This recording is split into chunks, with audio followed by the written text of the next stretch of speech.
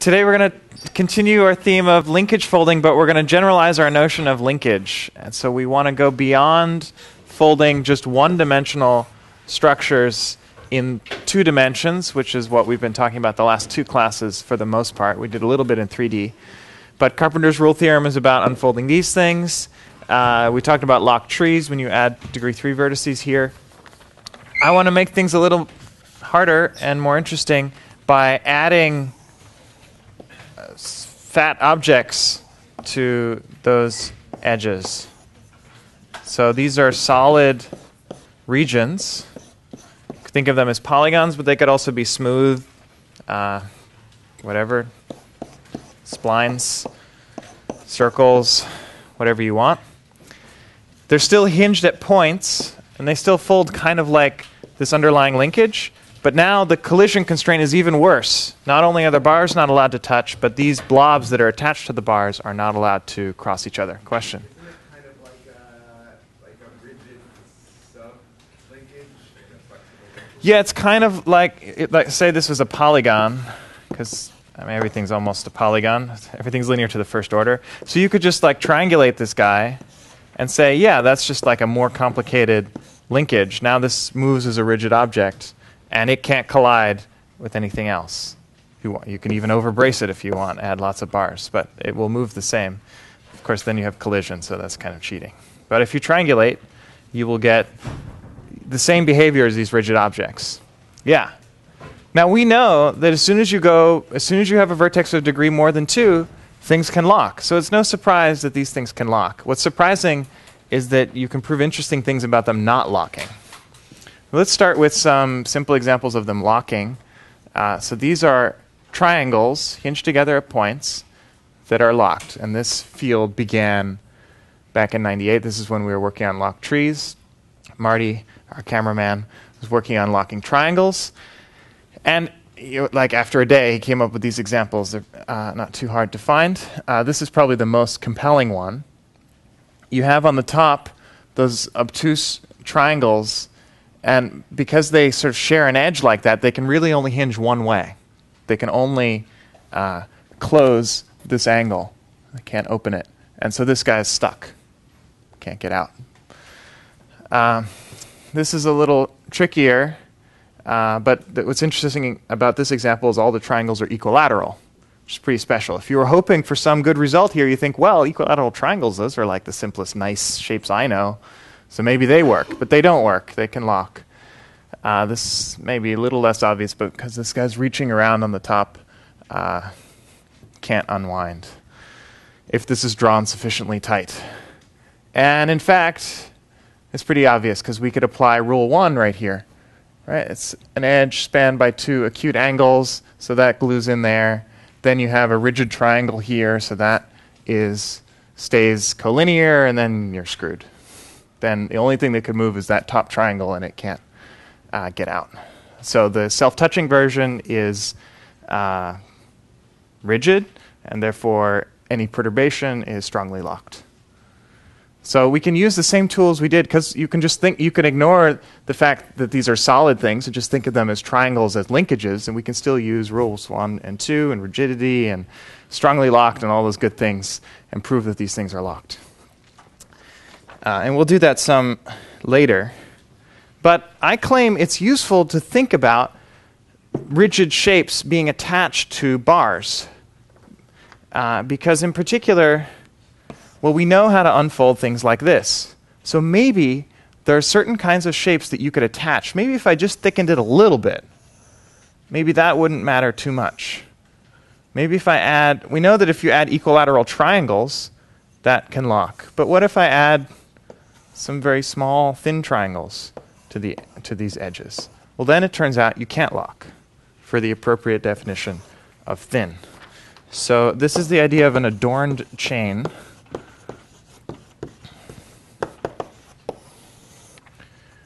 Where you have rigid shapes attached to bars. So the bars kind of guide the motion. We're going to think about the underlying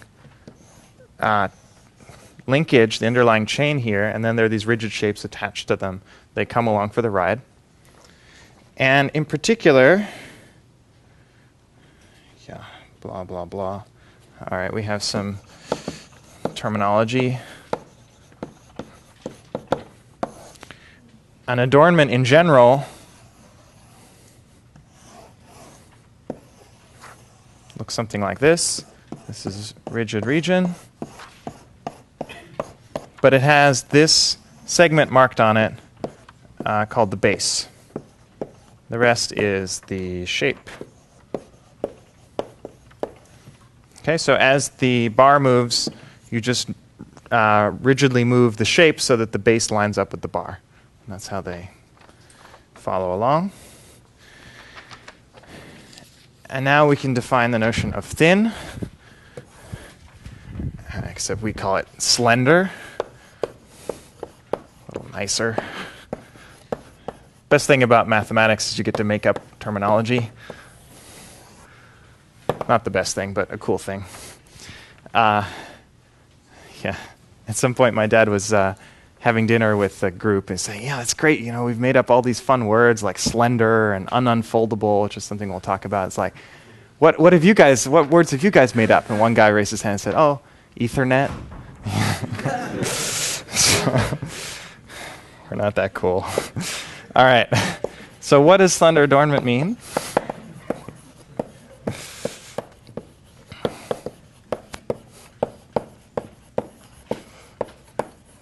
It's going to be shapes more like these thin things, maybe even these, I think, but not so much this. That doesn't look so slender to me. What we're going to do is walk along the boundary from one base endpoint to the other. Let's maybe draw an example here. I think that'll be slender. So we start here, we walk along in this direction. And what we want is that this motion, as you walk along there, you monotonically increase your distance to the endpoint you started at, the former endpoint. And also sort of equivalently, you decrease the distance to the other endpoint, the one you're approaching. And this should be true no matter how you get there. So I'm walking along this outer boundary, and I'm looking, what is the distance to this endpoint? You can just draw a whole bunch of concentric circles around that point.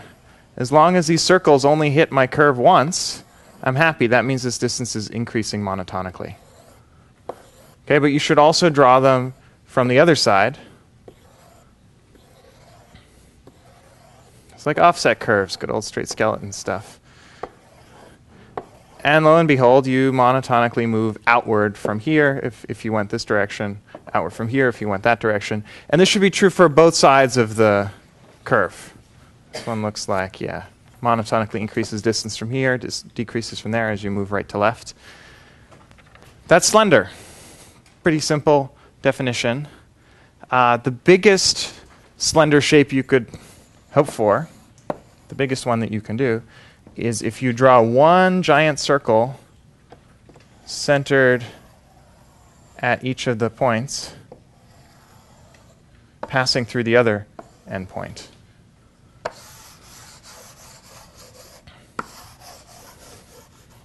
That's slender. I know it looks pretty fat. This is like a Rouleau triangle.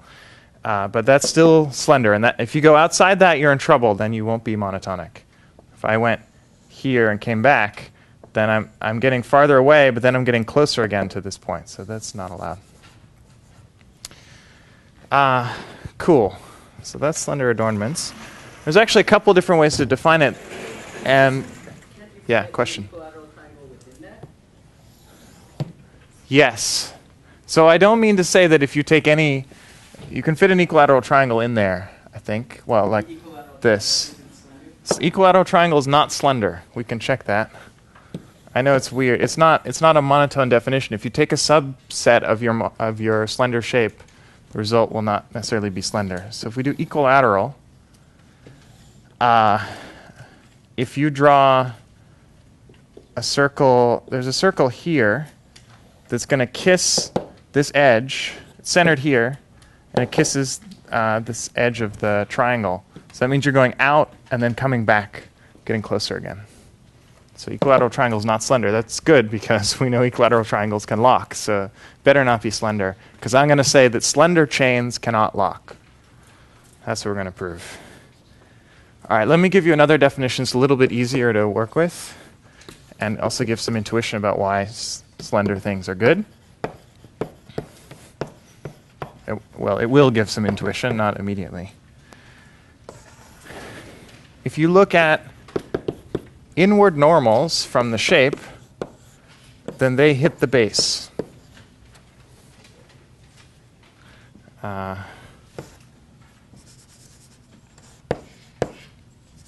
Whatever. This is sort of assuming that my shape is somewhat smooth, but it's not a big deal. So let me take a nice shape again. If I look, here's a tangent, here's an inward normal. I extend it, it hits the base. All of these inward normals hit the base. That's good. In this case, I could take an inward normal from here, say, if you don't want to do the corner because it's a little confusing, and you will go out here. You don't hit the base. You hit this line, of course, unless you happen to be parallel. You'll hit the line, but I want it to actually hit the line segment that is the base of the shape. And maybe go back up here. The Reuleaux triangle. You take one of the inward normals here, it will actually just barely hit the base. It hits it at a vertex. That's okay. This is slender. But that's why if you went a little bit outside, then you'd have an inward normal that doesn't hit the base. So it's pretty easy, given a shape, to tell whether it is slender. Just draw a bunch of inward normals, and either it works or it doesn't.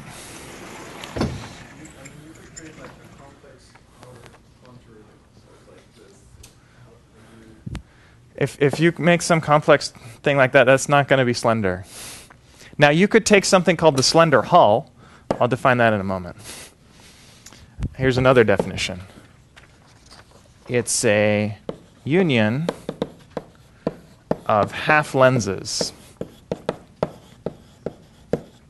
Half lenses I want to define sort of like this Reuleaux triangle example. But I don't necessarily take these vertices as the center. I take some vertex here as the center. I draw some, let's say I take two of them, and I draw a circle centered here passing through here. So that's like this. Circle centered here passing through here. That's like this. I'm getting better at drawing circles. That's a half lens. If I drew the whole thing, that would be a lens. Okay, so you get a choice. Now I could maybe choose this point, and draw a circle here, and then there's another half lens. I just take a whole bunch of those, union them together. That will always be slender. That's kind of obvious, because you look at any of these inward normals, they're going to hit one of these x's that you drew on the line. What's a little less obvious is that every slender shape can be made by a bunch of these things. Now, admittedly, possibly infinitely many of them. If my shape, so for one of my favorite slender shapes, is a right triangle. Okay, and you can check all the inward normals, hit the base. Here, they just barely hit the base. Obviously, you need an infinite, all of these half lenses are curved. But if you take an appropriate infinite number of them, namely, all the points here, there is a lens that covers it. You just take all of those. I'm not drawing them perfectly, but they'll look something like that. You take the union of all of those, that'll give you the triangle. So in fact, any shape you want to make slender, you take the lens that hits every point. So this is sort of the slender hull. If you have some shape that's not slender, this is really ugly. There are inward normals that go up. But I can sort of fill it in. I don't know exactly what this will look like. But for example, this point is kind of bad. It's got an inward normal going up. So I'll take the slender hull, I'll take some... did I lie? Can I do it? I think it's even simpler. Let me check. Yeah, I was more complicated than I have to be for half lenses. This does work. It'll still be slender. But you can be... In fact, because you need to be monotonic the whole way around, you might as well always use these 2 points as centers. It's been a while since I've seen this stuff. So if I had some point like this, it'd be a little bit nicer if I took circle centered here and circle centered way over there. So it's almost vertical. That's also a half lens. That'll be smaller. I can, of course, add more stuff later. But that's sort of the minimum you can get away with, is that half lens. If I want to add this point, it's going to be something like that. Circle centered here and here. And that's my half lens. All right, so that actually uniquely defines what you want to do here, which is you take a circle centered at this point, you take a circle centered at this point, and you add that to your shape. And so in general, it's in this example, it's going to like fill in something like that. This might be okay. It might fill in a little bit here. It's going to fill in something. So then this shape will be slender. So if you have some shape that's not quite slender, and it's messy and ugly, you could fill it in like this. And as long as that fill-in doesn't intersect with any other shapes, you're still okay. So if you have some crazy collection of shapes, you fill them in with the slender hull, and they're still not self-intersecting, then you know that thing will not be locked. Of course, if the fill-in doesn't intersect and you can move it without intersection, then the original thing won't intersect. So that's good. Now, of course, if you have crazy interlocked shapes, well, those are going to be locked, so you're in trouble. Something like this. And then when you take the slender hull, you'll see, oh, they're overlapped, so I don't know what's going to happen. Of course, we're not going to be able to characterize every collection of shapes that lock, but slender gives you a pretty good idea of when they do. When you're safe, you're guaranteed safe. Oh, I think I even have a figure of a whole bunch of slender things. On the top, we have mostly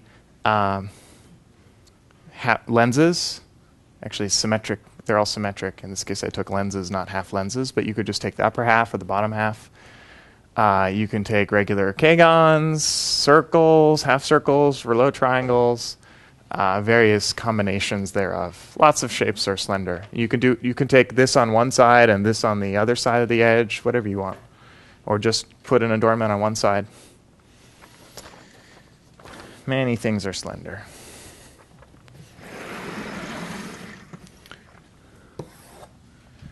So, we want to prove if you have a slender chain,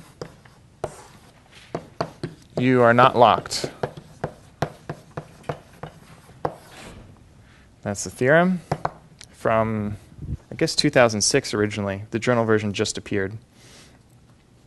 And the way we're going to prove that, as you might guess, is using the Carpenter's rule theorem. We have this underlying chain. We know how to unfold that. Maybe, if we're lucky, slender adornments won't mess up the Carpenter's rule motion. And in general, if you take an arbitrary unfolding of a chain, there's no hope. You have no idea what's going to happen. Maybe the shapes will intersect each other. Your motion could be annoying. But the Carpenter's rule theorem tells us not only is there a motion, there's a nice motion that's expansive. And it turns out, as long as you have an expansive motion,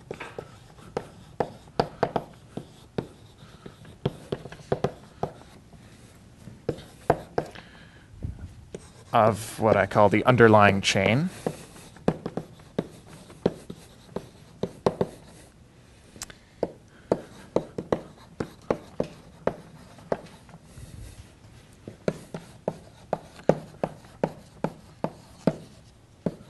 then that motion will not cause any of the pieces to intersect. Assuming they don't initially, then that non-intersection will be preserved, provided your adornments are slender.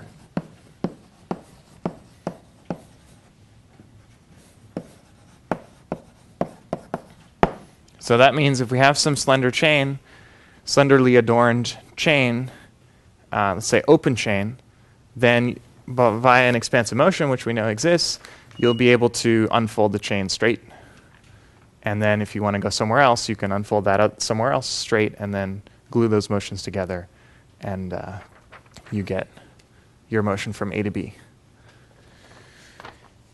All right, let me start with sort of an intuitive proof.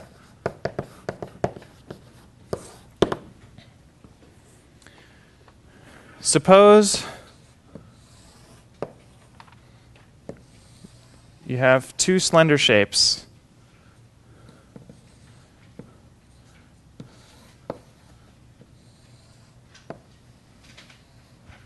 that are touching.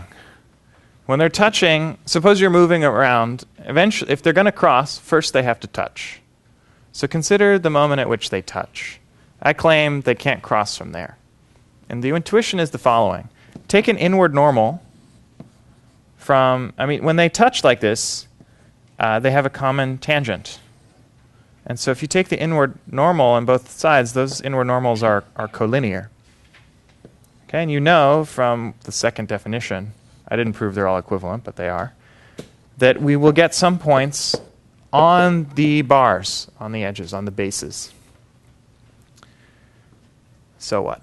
Well, if I take two bars, and I'm computing expansive motions, meaning I know this distance increases, this distance increases, this distance increases, and this distance increases. Those are the struts that we added.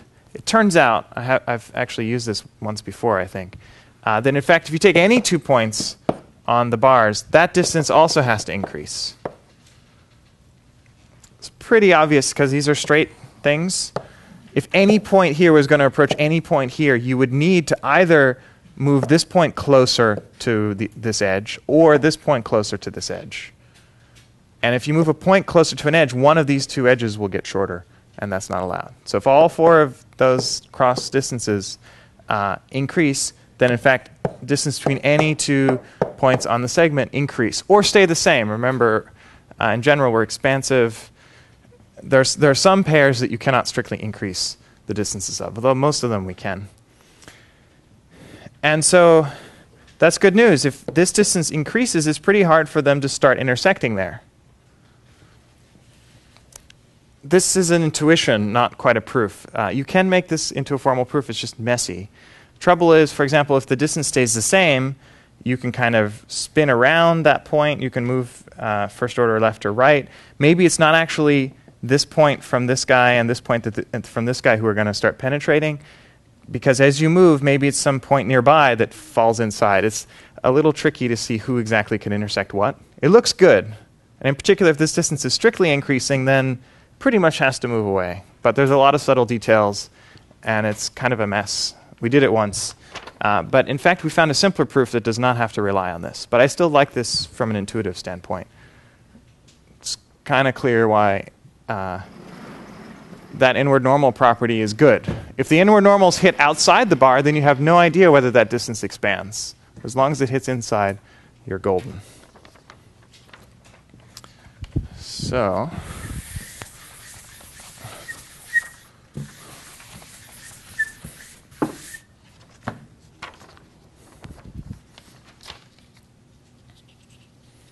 let's start with a special case that's really easy to prove. It's easy to prove by appealing to fancy mathematics, though actually pretty old mathematics from 1934. There wasn't a lot of math then, and yet some great results.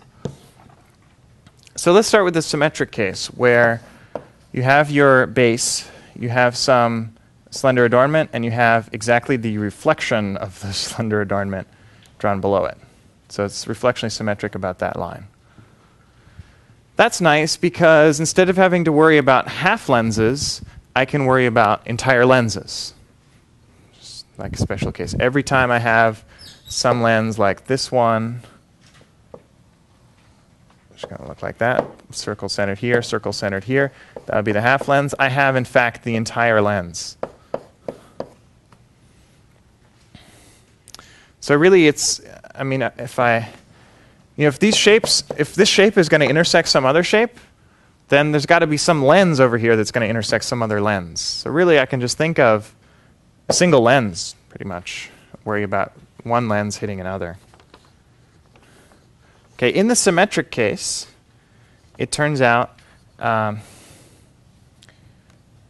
do I want to say? This preserves non-intersection.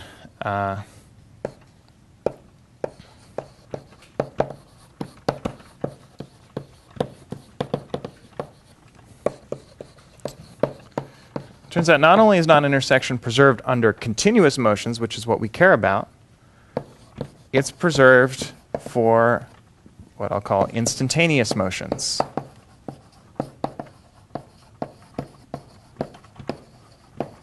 In the origami context, we would call these folded states. We don't worry about how you got there. You just draw it again differently. It's like you instantaneously jump to that point. So in terms of configuration spaces, we have some big configuration space.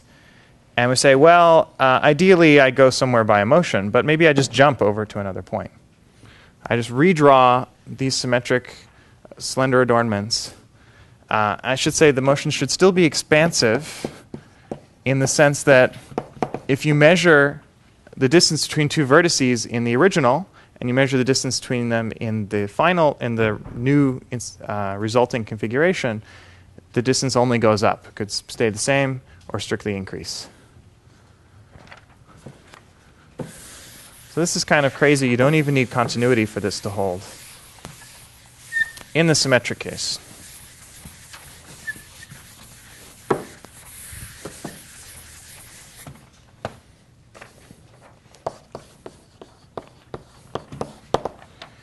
So, in general, we're worried about some lens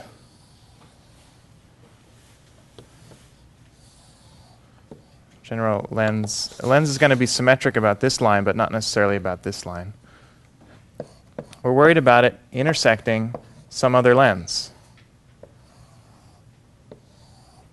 When could that happen? Well, here's a cool theorem. And this theorem has sort of come into fashion in the last few years.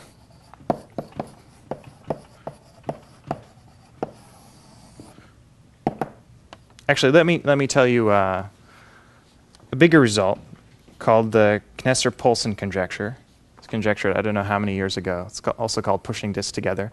I have a bunch of disks in the plane. Suppose they overlap, who knows what happens, but a bunch of disks. And then I push them all together, meaning the opposite of expansion. All the centers of the disks get closer to each other. Is it the case that the area of the union or the intersection, all these things should go down? Seems intuitive enough, but was unsolved until 2002. Okay, somewhat recent. A special case of that turns out to be all we need. There's obviously disks lying around here. This is the intersection of two disks, so it seems useful. Overall, there's 4 disks involved here. There's one here, one here, one here, and one here. What we really care about are 4-way intersections between all 4 of those disks. That would be bad. That would be the 2 lenses hitting each other. Remember, really, there's a bigger edge here. But if they're going to hit, some 2 lenses have to hit. And that special case is much older, 1934. And it says if we instantaneously translate, you can't really rotate disks, doesn't change much. Say we have n disks, and we instantaneously just move them around, and I'm going to state it in the expansive form. And suppose initially they have no intersection, meaning they have an empty n-way intersection.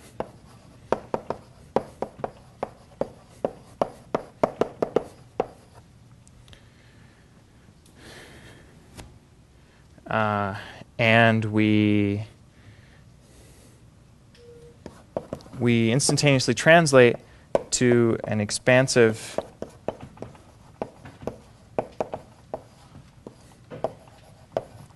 motion on the centers. then we'll still have an empty n-way intersection.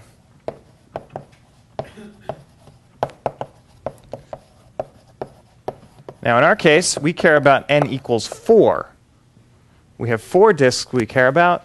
We somehow move them so that the centers are the vertices of my chain. Don't even need that lemma about other points.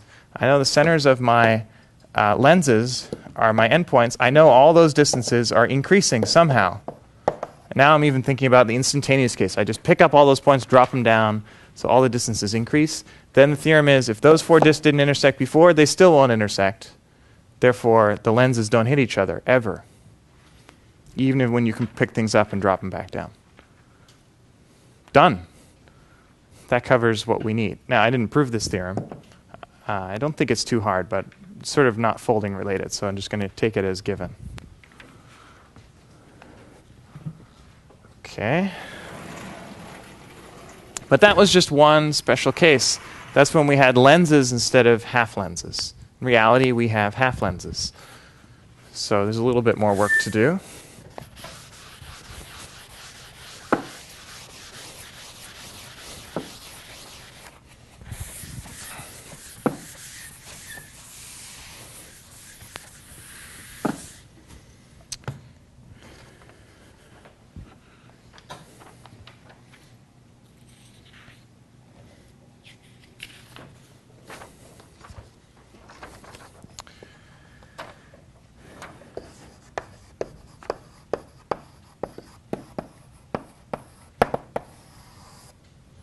Well,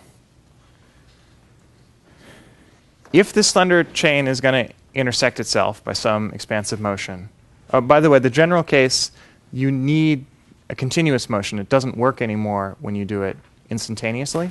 I have a nasty example here. I mean, sort of an annoying example. Suppose you take a bar and you take the Rayleigh triangle or just something really big, whatever, and you have another bar here with no adornment. And now I instantaneously move it to the configuration where I have the same, this guy didn't move. I just put this guy here, something. So, of course, if I measure this distance, it increased. But it's now self-intersecting. Okay, so if you pick things up and drop them down, it doesn't work in the general case. That's because this wasn't symmetric. If it was symmetric, then this guy was already intersecting. But we can nonetheless prove for the case we care about, which is continuous motion, we can, because we know there's a continuous expansive motion, we can still prove that no 2 half lenses will intersect. So now I worry about 2 half lenses intersecting. A half lens looks something like this. Oh, sorry, that's a lens. Half lens looks like that.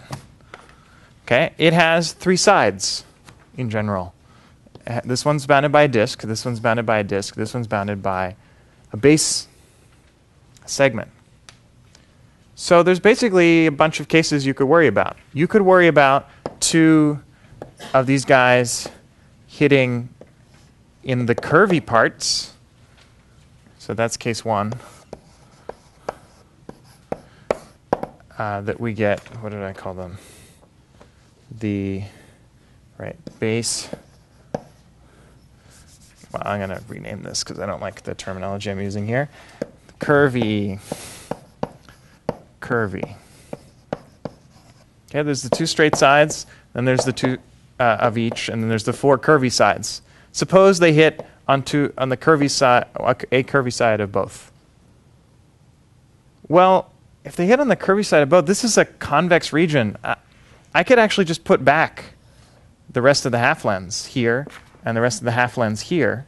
They still won't intersect because the bases are pointing away from the intersection. So this is actually covered by the case we just did. We know that if we can complete it to a lens and still not have intersection, maybe it intersects other parts, but we know these guys could not intersect each other because these entire lenses couldn't intersect each other. So case 1's done.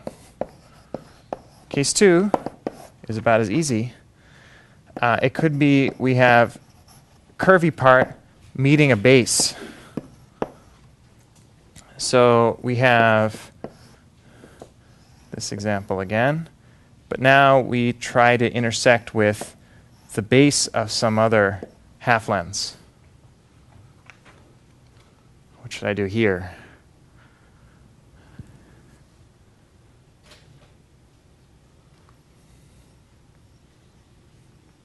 Anything useful I can do?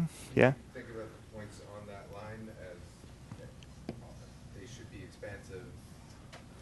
Yeah, these points are expansive from here. Tiny, tiny lenses. On the Tiny lenses, good, good. Screw this lens. Yeah, I mean that lens really does not participate in this intersection, right? Think of this as if there was no adornment there, which is like you have lots of tiny half lenses there, but there's just none. It's an empty union of lenses. This is obviously a slender adornment. There's no adornment. Okay? If the original was going to intersect, this should also intersect. And this one I can actually extend and make it a full lens because I'm intersecting on the top side here. These can't hit each other by convexity. Great. So this is a symmetric lens. This is a lens. This is a lens. Symmetric case. So we already know those guys can't intersect each other. We have, in some sense, there is a tiny lens here, which is from that circle and that circle. And the point is, the four circles defining those two lenses cannot intersect. So again, we're done by the symmetric case. The last case is actually, I guess, the easiest one. Base to base. Base to base is like this. And yeah, there's some adornments, but the adornments don't really play a role. So you could imagine erasing them and just talking about the tiny things again. But really, this follows just because the linkage is expansive. We already know that the linkage will not self-intersect itself. In particular, this distance is increasing and this distance is increasing. It's got to move away. So that can't happen. It could actually never get to the touching point if it started non-touching. Done. This proves that if you have a slender adorned chain, you take an expansive motion, you'll preserve non-self-intersection.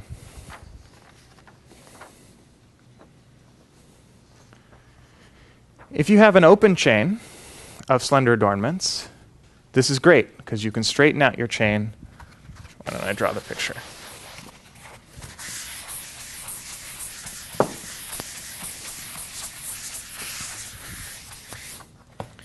If you want to get from one shape to some other drawing of that same polyline, pretend all the lengths are the same and pretend there's all these slender adornments that are the same, you can straighten out each one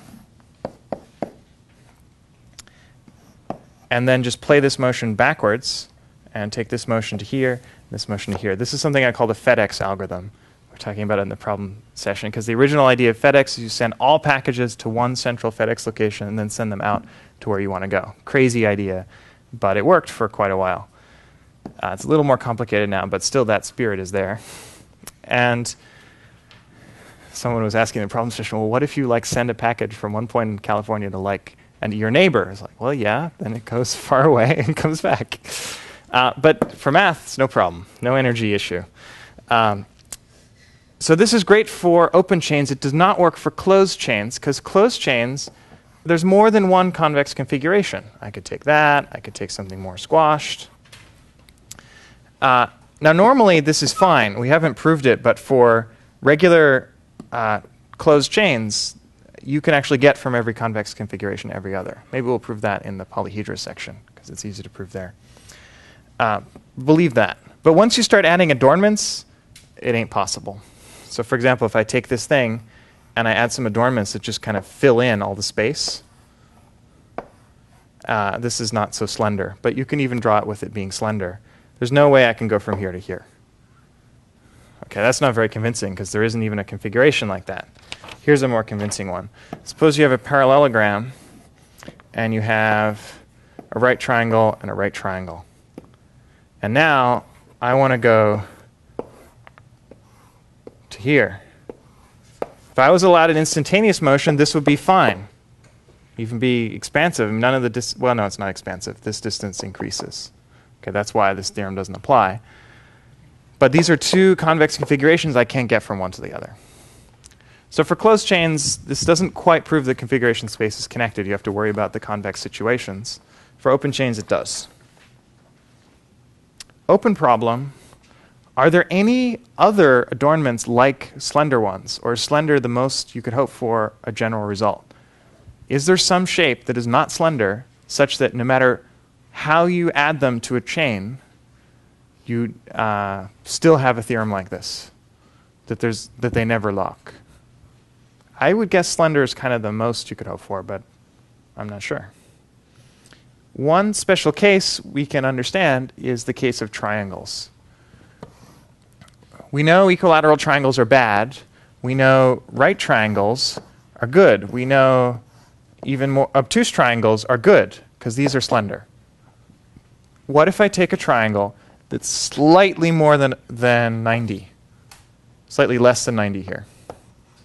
I know if I go all the way to 60, it's bad. But what about slightly less than 90? Also bad. This is, okay, that's not convincing yet. This is equilateral triangles. I've made a more complicated example here in order to get a couple of properties, but one of them is that all of the equilateral triangles are the same size. It's a little bit cooler. You have to imagine where the bars are. There's like a bar here, and a bar here, and so on. This is what it looks like when it's self-touching. And the reason I'm looking at that is I think, what if I shear this whole picture or scale it non-uniformly in y? So I make it taller. Shorter. I make it shorter first in this picture. I'm going to make it taller in a second. I've got to correct things, but all of these triangles now, the base is along here. This is the apex angle. So here I made the apex even smaller than 60, which is not the direction I cared about. But point is, this thing will stay locked no matter how you shear it. And so here I have a bunch of triangles where the apex angles, you can make them arbitrarily small. So even if no surprise, if I have a super pointy triangle, you're going to be able to lock them like this. But also if you go the other way, and you make this a kind of a less than 60 or more than 60 angle, as long as it's less than 90, this will stay locked. And to give you some intuition, if it's less than 90, I can apply rule 1 here. Okay, but as soon as that angle reaches 90, this apex will be 90, and so then rule 1 does not apply here. Okay, I think it'll still apply on the other side, but it doesn't matter. You really need both sides to be acute for rule 1 to apply. Okay, this example is actually a little bit messy to prove that it's locked. You can apply the rules like down to here, but then you're not able to apply rules anymore. Actually, you can't even do it in the last one, I think. Just up to here. So here I have a nice acute angle. Here I don't have an acute angle. It's kind of annoying. The best way I know to prove that this thing is locked is to compute an equilibrium stress that's positive or negative on all of the struts. Remember, there's little struts here saying that this guy has to move away from this corner. Or it could slide along the edges, but it can't go on the other side. So you could do that. It's kind of messy. I will prove to you a simpler example. We already did the first one, but here's another equilateral triangle example. Even fewer triangles, and also locked.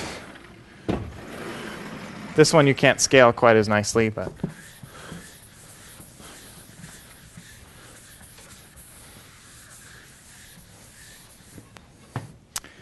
actually, I could give you a choice. Which proof would you like to see? The easy one or the hard one? Easy? Hard. One person for hard. Thanks, Harrison. All right. I like easy proofs. They're more exciting. Okay, first, the hard part is I have to draw the example.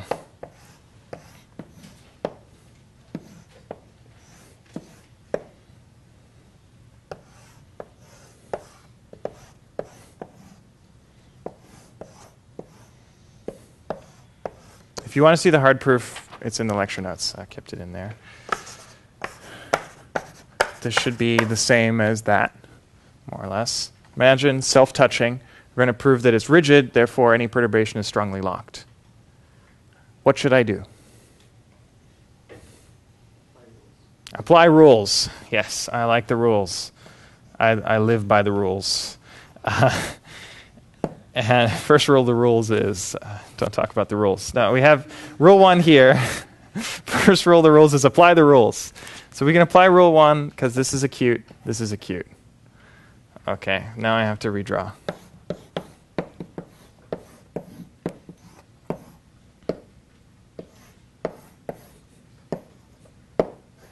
I should really have one of these in the problem set. Applying rules is so much fun, and it's also easy to make mistakes. So that's a good problem set question. All right, these are not touching. I mean, I don't really have to fill these in. They're triangles. Of course they're rigid. But now these are fused together. Can I apply any more rules? I think so. Try not to cheat here. This looks like a rule 2, right? This is an acute angle, so it's fused together. I'm just going to redraw that as fused together. Any others?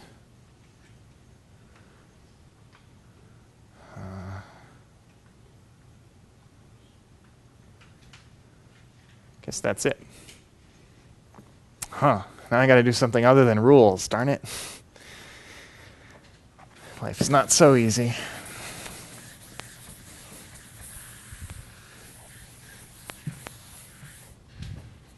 I'm going to look at, this is divine inspiration here. Well, co-author inspiration, I suppose. I'm going to look at that convex 1, 2, 3, 4, 5 pentagon. It's convex. Okay, not strictly. There's a corner of angle 180. Actually, there's a couple ways to prove this. I could just look at this convex arm, open chain, on the edges of a convex polygon. Yeah, what's the right way to do this? Okay, I have a better argument. Turns out if you take a motion of a convex polygon,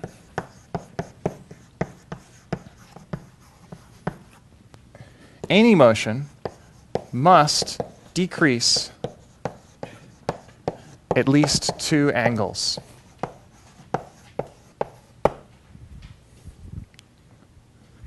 And that's really hard to do here. You can't decrease this angle, or this angle, or this angle, or this angle, because you've got this stuff in the way. There's only one angle you could maybe decrease, but actually even that one's probably not going to work. And I have to decrease 2 of them. Contradiction. So there's no motion of this thing. It's like those tightly packed convex configurations. You can't move from here, just looking at the inside of this thing. The rest has all been rigidified. Well, I guess there's one vertex here, but once this is rigid, then this triangle is rigidly attached to these 3 triangles. So the whole thing is rigid. And therefore, from last lecture, it's strongly locked.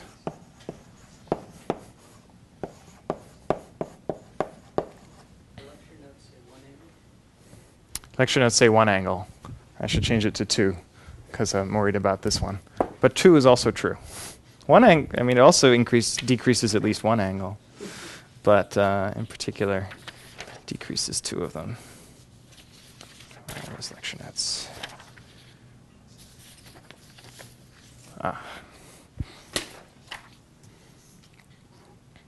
So it turns out, and this is something we'll prove later. This is theorem by Cauchy, like 1800s. If you have a convex polygon, you move it, at least 2 of the angles must decrease, and at least 2 of the angles must increase. In fact, well, there's all sorts of cool things you can prove, but that's slated for another lecture. We'll see that in the future. I want to move on to a different cool topic, which is hinge dissections. Any questions about locked, slender, or non-slender adornments? So for triangles, we have a tight answer. You need to be right or obtuse. In general, slender works. I don't know if other things work, but I guess not. All right.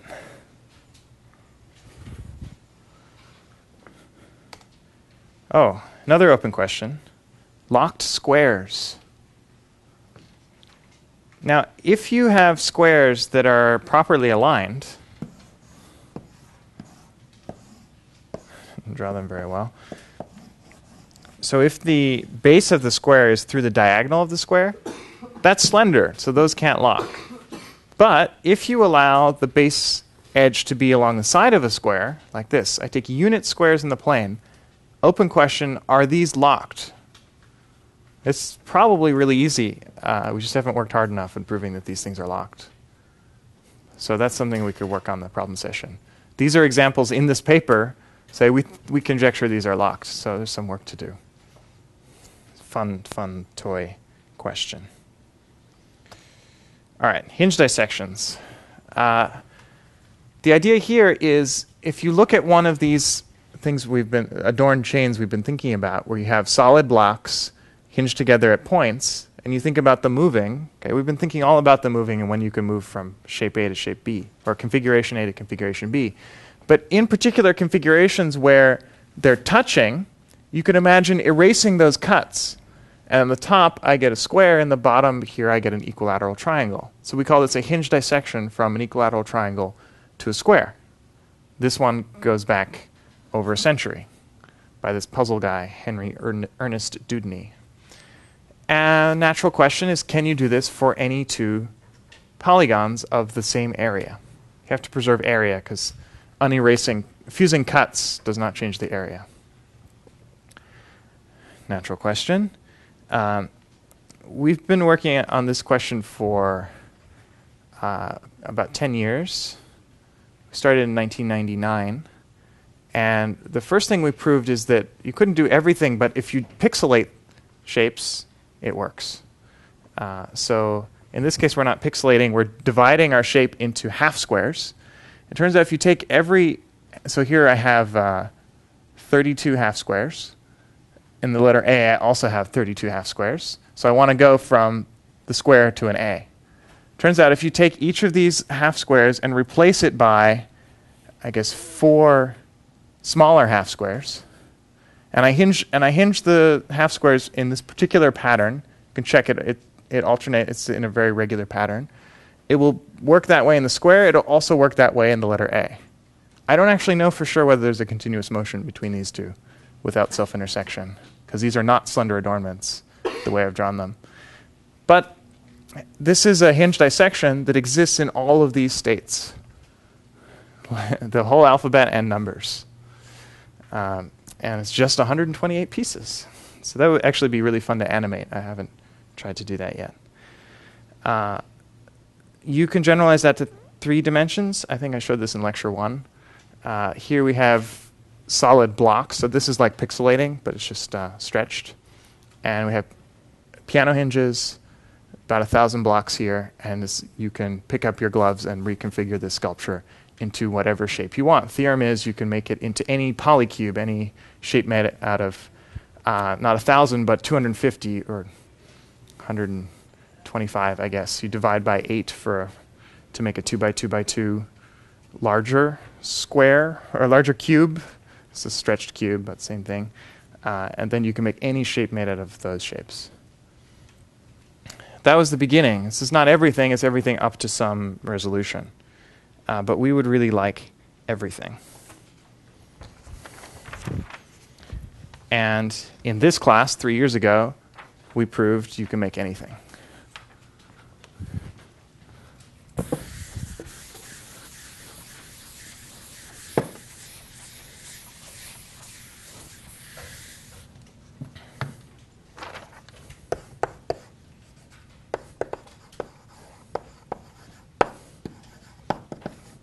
I think I posed this question in the very first problem session 3 years ago, thinking, maybe we can prove some special cases, something interesting, and then like 2 or 3 problem sessions later, it started to collapse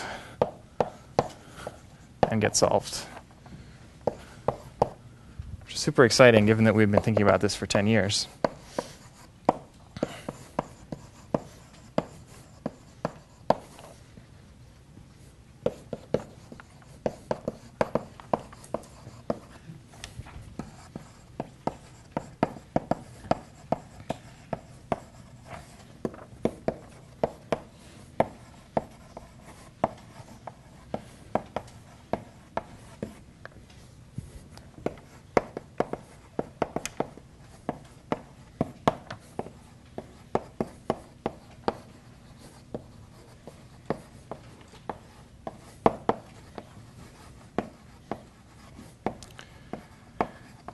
So this is going to be a little more general than two polygons, as suggested by all those, like the alphabet. There's one hinge dissection that can fold into many different shapes, not just two. So you take any finite set of polygons of the same area, then there's one chain of polygons hinged together at points that can continuously fold into all of those things without self-intersection. Now, how do you think we're going to avoid self-intersection? Slender. Got this great tool lined up for proving the continuously part of this theorem. The other part requires totally new ideas, but continuously is going to be easy because the name of the game here is we're given polygons we want to make, but we can make them out of a chain of arbitrarily many pieces. So if we have some chain that is working without the continuity, we can cut those pieces into smaller parts until they're slender. Turns out that's going to be easy. I'll come back to that.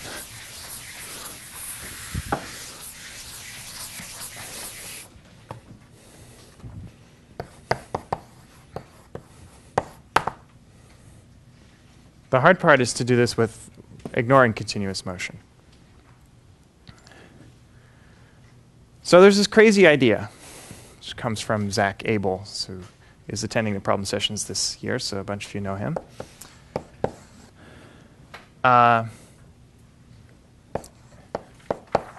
Let's say, right. I guess number 2 is the crazy idea. So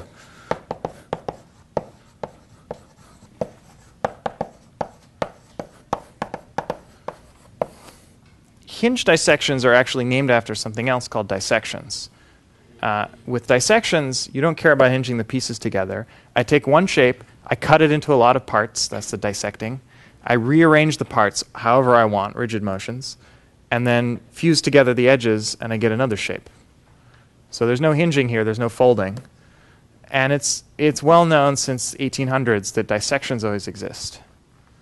I can give you a quick idea of how that's proved. You take some polygon and some other polygon of equal area. Just triangulate both the polygons, because that always makes life easier. Still nothing's really matching between these two. If you take a triangle, if you just cut halfway up from the base and then cut here, you can even do this hinged. You flip this around and flip this around. You get a rectangle of half the height of the triangle. This is like how you compute the area of a triangle, right? Very easy. So do that for each of these triangles. Just cut them so they make rectangles. Do that here, do that here. What you'll be left with is a whole bunch of rectangles here and a whole bunch of rectangles here. Still kind of a mess. But there's this crazy dissection, which I won't be able to draw, and I didn't bring a picture of it, that you can basically take a rectangle of some height and make it a rectangle of some other height. It's got to preserve area. So maybe it'll look something like that. There is a dissection from here to here. It's not hinged, but you can do it. Yeah. Believe me. This goes back, I don't know, 3 centuries or something. Once you can do that, you can take your pile of rectangles here and just change them all to have the same height. It's got to be smaller maybe than your original height. But you just pick some epsilon and make a whole bunch of rectangles of epsilon height. If you turn this into a rectangle of height epsilon, this into rectangle of height epsilon, each of these into a rectangle of height epsilon, and then string them together, you get a super long rectangle of height epsilon. If you do the same thing over here, you will also get a super long rectangle of height epsilon of the same length because they have the same area overall. So I can dissect this into the rectangle, I can dissect this into the rectangle, now I just FedEx it. Except here FedExing means I take the cut pattern here, I overlay it with the cut pattern on the other, which could square the number of pieces. Tons of pieces in this thing, but it works. And you can get from any polygon to any polygon using those gadgets. What I want to focus on is the hinging. Hinging is where the action is. for us folders, and this was the open problem for a long time.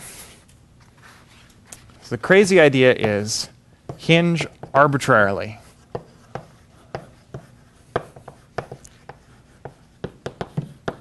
Oh, that was two shapes. If you want K shapes, you just overlay K of those cut patterns. You'll get some collection of pieces that can be reassembled into your desired polygons, your target polygons here. Of course, not by hinging. And definitely not by hinging arbitrarily. It's like you pick a piece, you hinge it to any other piece you want. I don't care which piece. You just keep hinging all these pieces together. It's insane. How could this possibly work? Well, by steps 3 and 4. Only 2 steps to go. This is the crazy idea. For a long time, we tried to mimic this proof, but make all the steps hingeable. What's hard about that is even if one step is hingeable, like the triangle to a rectangle, you can't really combine 2 hingings. You can't FedEx. You can't do one thing and then the other. You don't have transitivity, because one hinging may not be compatible with the next hinging. So instead of trying to make it all work hinged all the way, we just let it not work and then fix it. Great idea. The way we're going to fix it is by subdividing the pieces, which will mean we have to add more hinges.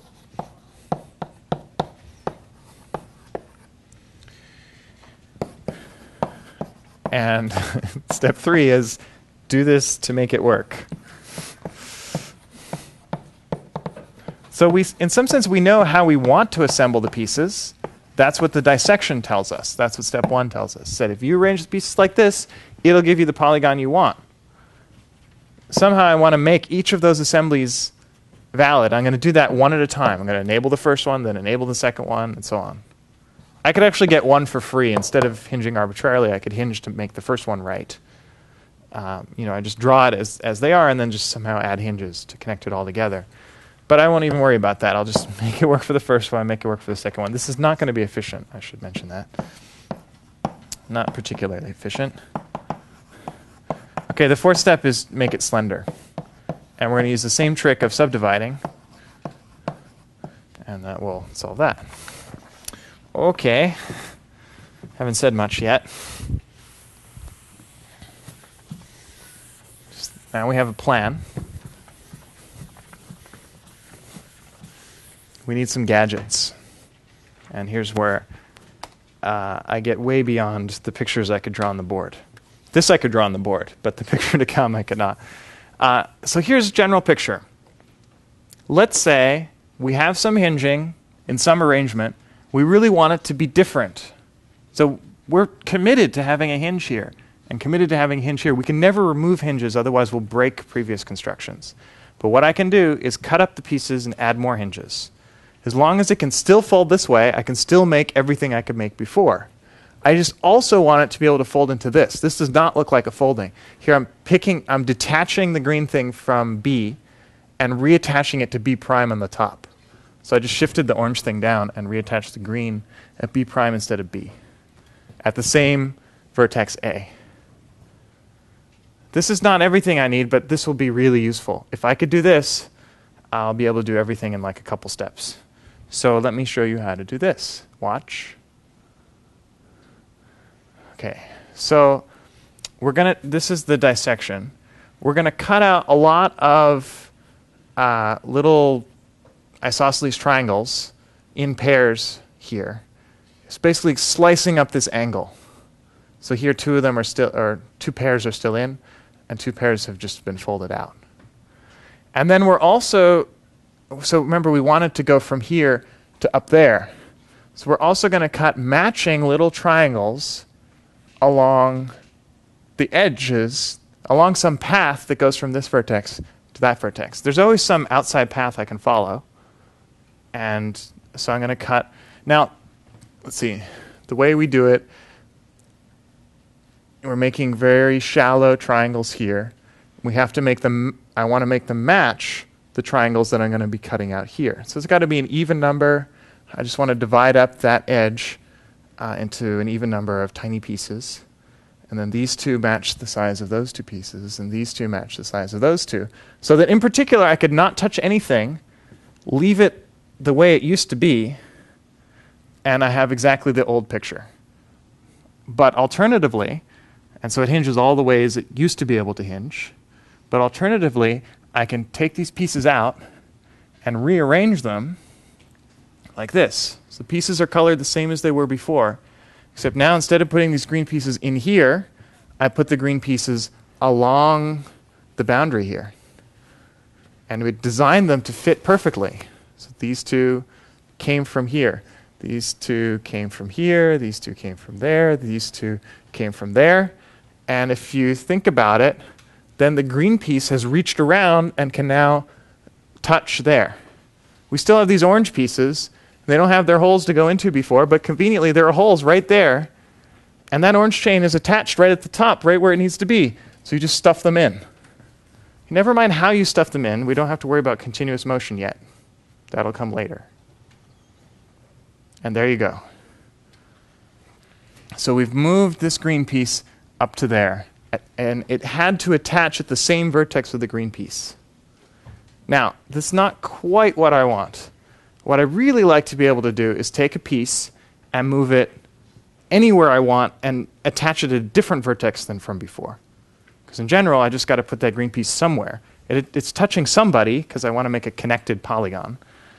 But I might not want to attach it at the same vertex. I might need to turn it around and attach it to some other vertex. Turns out you just do this twice, and you can fix that. So this is the elaboration on step 3.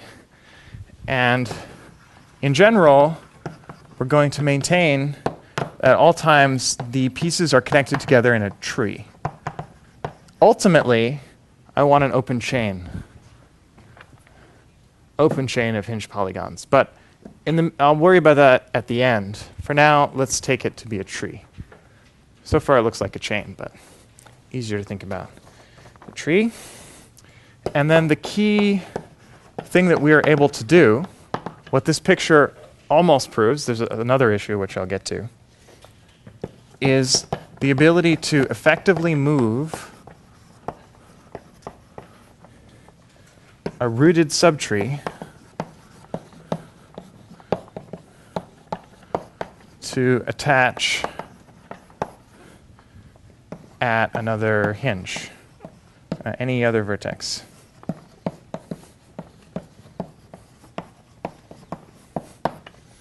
Okay, what I've drawn here is we're moving one piece. But of course, if there are more pieces attached to the green thing, they could come along for the ride, no problem. So in computer science, we call that a rooted subtree. So you have some collection of pieces. You have some tree of pieces hanging off. Basically, if we deleted this vertex in a tree, it would detach it to two parts. So here's part A, here's part B. And maybe I should actually give these names. So here, this is A, this is B, here's little a, and here's little b. And what I can do is pick some other point, A prime. This is a whole bunch of pieces. I can pick any vertex of any piece in A, and I can move B over to there. Just redraw it here. Here's A. Here's the old vertex, little a. Here's the new vertex, little a prime. And I can attach the triangle to be there, but it still had to attach at the same root, little b. What I'd really like to do, suppose I have some other vertex here, b prime. I'd really like to make b prime attach to a prime. This is step 1. Step 2 is to do the same thing, but with the roles of A and B reversed. This is a rooted subtree. It's everything at this root and below. But this is also a rooted subtree. It's everything at this root and above. So I'm going to take this thing, think of it as a rooted subtree, and say, well, I'd like to move this rooted subtree to attach it B prime instead of B. It's exactly the same operation, just reversing roles.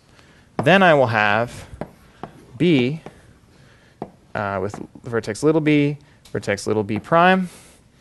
And then I have my blob A, where this is A prime, and this is little a. Okay, just rotating pieces. So look, I've now accomplished these two chunks of pieces, I've been able to move subtree B. Instead of attaching at little a, little b, it now attaches at a prime, b prime. This really means I can take any piece I want. You can think of b as just being a single piece, in fact. But I need this operation to work for subtrees. I take a single piece, I say, well, it's currently attached at this vertex to this vertex, but I really want something else. I want some other vertex of B to attach to some other vertex of any other piece. And this will let me do that. I pick the vertex I want to attach to, and I pick the vertex I want to attach from. I do 2 of these rooted subtree moves, these things, and then I achieve moving this piece to anywhere I want. Question? So it seems like you're using up perimeter when you do each one of these. So Yeah. what happens if you need to use the same edge? So question is, I'm using a perimeter. What if I had to use it again? Because I'm following one of these long paths, slicing up pieces like crazy. And now there's maybe some other piece that was attached to green and I want to move it somewhere else. It might have to follow along this path again. And indeed, I will. You can be smart about it. Or you could say, well, it'll kind of work. It's just now, just think about this picture. And you follow some path. There's now just more pieces you visit. So there's still an outer boundary to these pieces. I'm going to think of them still being in this state, not in this state. I can fix it to be whatever I want. And so I'm going to end up cutting this into little triangles and little triangles and little triangles. It's going to get really messy really quick. Every time I do one of these operations, I potentially double the number of pieces or worse. So this is going to be exponential number of pieces if I'm not careful. You can be careful and do a little bit better, but you cannot hope for a bound in terms of n. Like if I have, like I would hope for n to some polynomial in n number of pieces. That's not possible even for dissections. If I have a nice fat rectangle and I just say I want to make it into a super narrow, skinny rectangle of the same size, same area, that's going to require a lot of cuts, even though n is 4. So I can't hope for a polynomial bound. You can actually get a pseudo-polynomial bound in a certain sense. But I don't want to get into that. Let's go for existence. So that was a good question. We're going to use this parameter over and over. There's unfortunately another issue with this construction. This is not enough because here I basically assumed that this green piece was like one solid piece attached at one point to the orange. As soon as I do this operation, there's now a whole bunch of pieces here at this vertex. I have to do a more general thing. This is where it gets messy. Yeah, exactly. In general, I might have several hinges connecting several pieces over here to several pieces over there. Pieces that don't have hinges I don't care so much about, but I have to worry about this in the general case. It's messier. So this is the input. Our goal is to attach these 3 pieces, because this is like a rooted subtree here. I mean, initially this may have just been one piece, but it's going to get cut up pretty quickly. So I've got to deal with the case that there are these 3 pieces simulating one. Maybe there's other stuff hanging off. That's not a big deal. And I need to move this entire sort of bulk hinge somewhere else. Where are we going? It looks like the top. Little b prime. So here we're attached to B. We want to attach to B prime. It can be done. It's a little trickier because more things have to match up. So again, we're going to slice out from the corner of green, the corner of purple, the corner of yellow. But our pieces are going to look a little different. So for green, the first piece, we'll still make just skinny triangles. You can barely see them, but they are triangles. And they're again trying to match the edge lengths over here. So we're walking along the path, same path as before. So we just cut up a bunch of skinny triangles to make that work. But purple one, it's not going to work if we just did that for all of them. There just aren't enough slots to put things, because really you want to traverse that boundary 3 times. And here you can't just do it one at a time. It won't work. You'll get an infinite loop. So what we do is each of the little triangles that would have come out of here, we actually split into 2 parts. Maybe easiest to see on the yellow. There's a triangle, and then there's this non-convex quadrilateral. a little kite. It just sort of fits on top of the triangle. If you glue them together, you get a regular old triangle, and it fits in here just like before.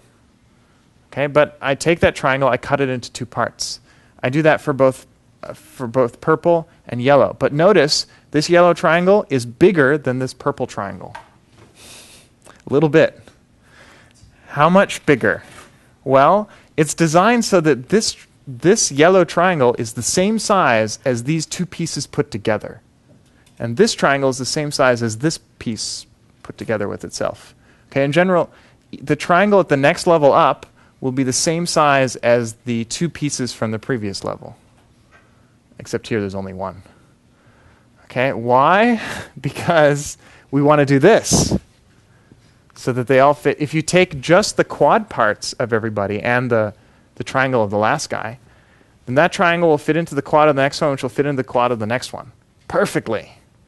Because as far as this yellow quad is concerned, that purple plus green is the same size. Purple plus green is the same size as purple plus purple, which is a regular triangle.